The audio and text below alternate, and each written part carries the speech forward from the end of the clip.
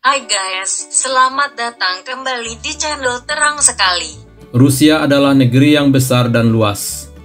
Bentang alam liarnya beragam, mulai dari taiga, stepa, padang tundra, rawa-rawa, padang pasir gersang bersuhu 40 derajat Celcius, sampai padang es beku di daerah Siberia yang bersuhu minus 50 derajat Celcius. Bentang alam yang buas ini memaksa insinyur-insinyur Rusia berpikir keras untuk menciptakan kendaraan-kendaraan off-road ekstrem untuk menundukkan alam liar yang ganas itu.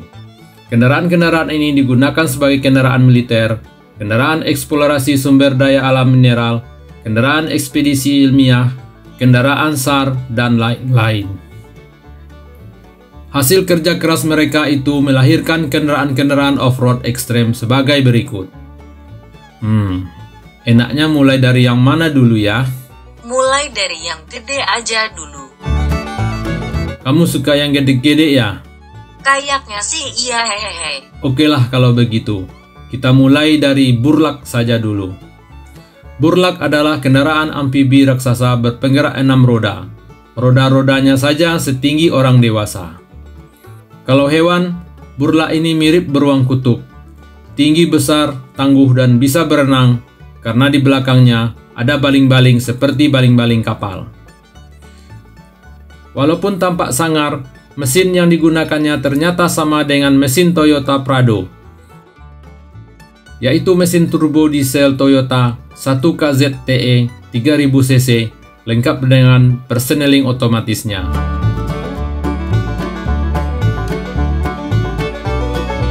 Mengemudikan kendaraan off-road raksasa yang tangguh ini pun sangat mudah dan nyaman, sama dengan mengemudikan mobil SUV biasa.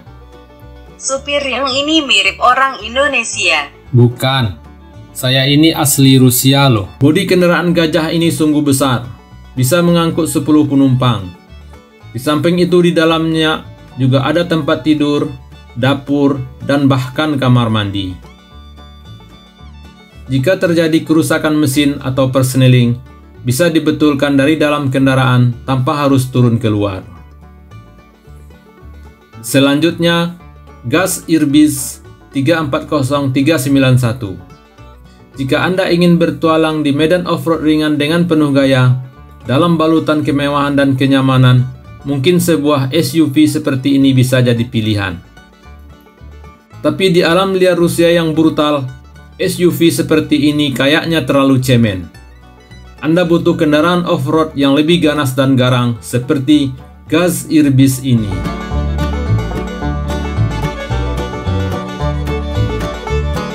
Gas Irbis ini seperti meletakkan sebuah SUV di atas roda rantai tank. Seluruh kemewahan dan kenyamanan interior sebuah SUV ada di kabinnya. Sedangkan di bawahnya, sepasang roda rantai tank yang perkasa siap sedia membawa kendaraan ini merambah segala medan off-road brutal. Mulai dari gurun pasir ekstrem bersuhu 40 derajat Celcius, melibas rawa-rawa,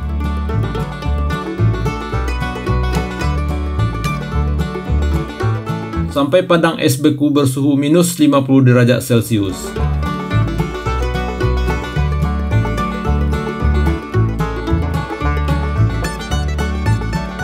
Berikutnya adalah truk trailernya medan off-road Rusia, yaitu Vitaz DT30.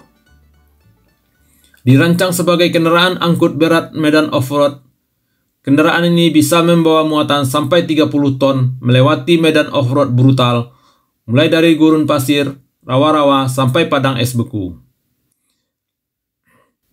Terbagi atas dua bagian terpisah, yaitu bagian depan yang merupakan kabin pengemudi dan penumpang, juga sekaligus ruang mesin, dan gandengannya yang merupakan tempat muatan atau kargo.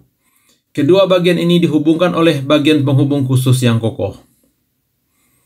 Benda ini digerakkan oleh dua pasang roda rantai raksasa yang digerakkan oleh mesin diesel 12 silinder bertenaga 710 tenaga kuda.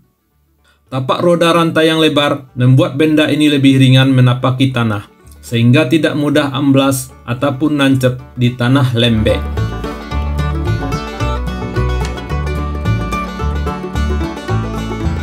Selanjutnya, The Screw Uaz. Jika sebelumnya kita telah melihat kendaraan off-road monster Rusia yang berpenggerak roda dan yang berpenggerak roda rantai, monster yang satu ini lebih edan lagi. Penggeraknya seperti baut, edan. Terlihat seperti baut apa terlihat seperti mata bor sih? Skru itu artinya baut. Terserah mulah. Katanya baut, ya udah baut aja. Baut penggeraknya kadang ada yang 2, ada pula yang 4. Baut penggerak ini terbuat dari bahan yang ringan tapi kuat. Dalamannya baut ini berongga atau kopong, sehingga selain sebagai penggerak juga bisa sekaligus berfungsi sebagai pelampung yang bisa mengapungkan kendaraan ini di atas air. Penggerak baut ini memang tangguh. Bisa menjalankan kendaraan ini di segala medan, baik medan becek, bersalju, berpasir, maupun medan berawa. Tidak ada medan yang tidak bisa dilibasnya. Kendaraan monster tangguh ini bisa diterjunkan ke medan apa saja yang sudah tidak bisa dilewati lagi oleh kendaraan lain. Selanjutnya, Golden Eagle 8 adalah kendaraan off-road imut berpenggerak rantai, beroda gede yang mampu melibas padang salju tebal, bisa berenang, juga bisa merayapi rawa. Kelebihan si kecil tengil ini adalah ban besarnya yang bertekanan sangat rendah, rangkanya yang fleksibel, dan jarak bodinya yang tinggi dari tanah. Kendaraan penakluk padang es dan rawa ini beratnya cuma 2,5 ton, dengan mesin berkekuatan 83 daya kuda dan bisa membawa beban maksimal 1 ton. Bannya bisa diganti-ganti ukurannya sesuka kita. Paling gede biasanya yang berukuran 1,7 meter. Kamaz Arctic, satu lagi raksasa penakluk Arktik, panjangnya 11 meter, berat 30 ton, ditenagai mesin berkekuatan 400 daya kuda. Raksasa ini bisa membawa beban 14 ton, bisa ngebut sampai 60 km per jam, bisa memanjat tebing dan menyeberangi sungai, dan bisa dengan mudah melewati medan berpasir.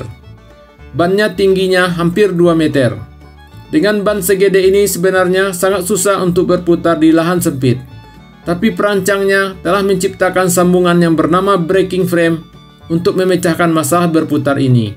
Dengan alat ini, gajah ini bahkan bisa berputar dengan sudut 45 derajat. ZIL 29061 pengebor. Inilah si kecil berpenggerak 2 baut masing-masing bertenaga 77 tenaga kuda. Bodi dan penggerak bautnya terbuat dari aluminium, sedangkan kabinnya terbuat dari fiberglass. Dengan panjang 4,9 meter dan lebar 2,4 meter, berat si kecil ini tidak sampai 2 ton. Di air, si kecil ini bisa berenang dengan kecepatan 13 km per jam. Di rawa-rawa dia bisa merayap dengan kecepatan 12 km per jam, 25 km per jam di padang salju. Gak kuat bawa barang berat-berat, cuma maksimum 397 kg saja.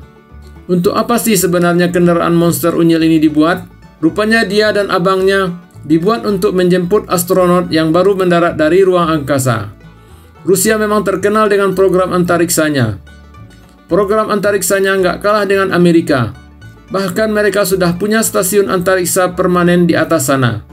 Secara rutin astronotnya dikirim warawiri ke sana untuk bertugas. Sewaktu mendarat, astronot bisa jatuh di mana saja di muka bumi ini. Bisa di gunung, di rawa, maupun di padang es beku. Untuk secepatnya menjemput astronot di tempat sulit itulah mereka membuat si unyil garang ini. Si unyil digendong abangnya yang lebih gede ke titik penjemputan, sampai abangnya tidak bisa lewat lagi, kemudian diturunkanlah dia dengan kren. Barulah kemudian dia beraksi menjemput astronot yang jatuh di medan yang tak bertuan yang sudah tidak bisa dilalui oleh kendaraan lain itu. ZIL 49061 Bluebird. Ini adalah abangnya si baut unyil ZIL 2906. Truk bergardan 3 berpenggerak 6 roda ini beratnya 8,4 ton dengan panjang 9 meter. Kerangka kendaraan ini terbuat dari aluminium, sedangkan bodinya adalah komposit. Kenapa sangat ramping? Alasannya adalah karena kendaraan ini sebenarnya adalah sampan yang beroda. Keenam rodanya bisa digerakkan secara independen yang menyebabkannya mempunyai radius putar yang kecil. Si Bluebird ini biasanya digunakan berpasangan dengan adiknya ZIL 29061, si unyil pengebor, untuk menyelamatkan astronot yang baru mendarat dari langit. Udah, tutup. Demikianlah video ini. Sampai jumpa di video-video selanjutnya. Salam.